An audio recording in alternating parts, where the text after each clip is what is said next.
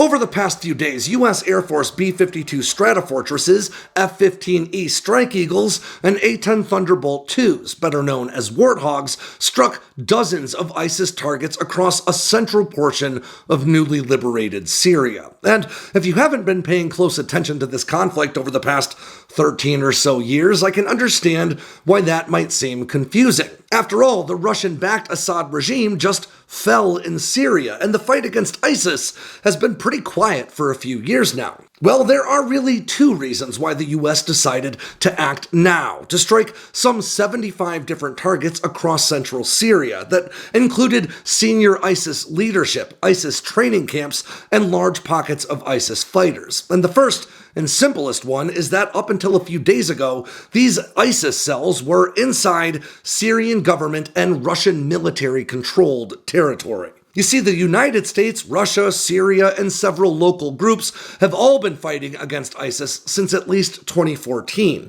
And over the past few years, the US and Russia have had something of a gentleman's agreement to deconflict the area, with American operations and forces mostly staying east of the Euphrates River and territory controlled by the Kurdish-led Syrian Democratic Forces who have invited American involvement in the conflict. West of the Euphrates, until recently, was primarily Syrian government-controlled territory that was policed by Russian air defense systems and Russian tactical aircraft. And in fact, Russia positioned air defense assets all throughout Syria, which clearly would do little good against ISIS because they have no aircraft to speak of, but certainly could target non-stealth American platforms like the B-52, the F-15E, and the A-10 Thunderbolt II. So the first answer, looking backward, is that these cells were simply no longer under the protection of a Russian air defense umbrella.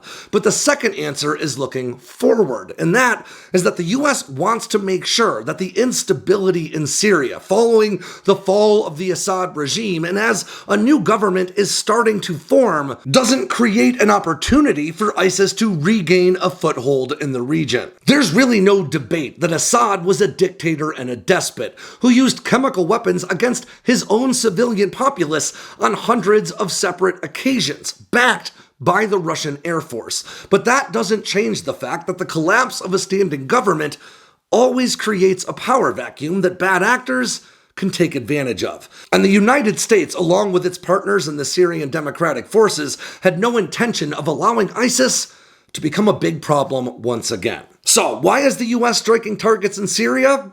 The same old story it always was, to rout ISIS everywhere they can hide. But as for what all of this means for the future of Syria, that's a much tougher question to answer.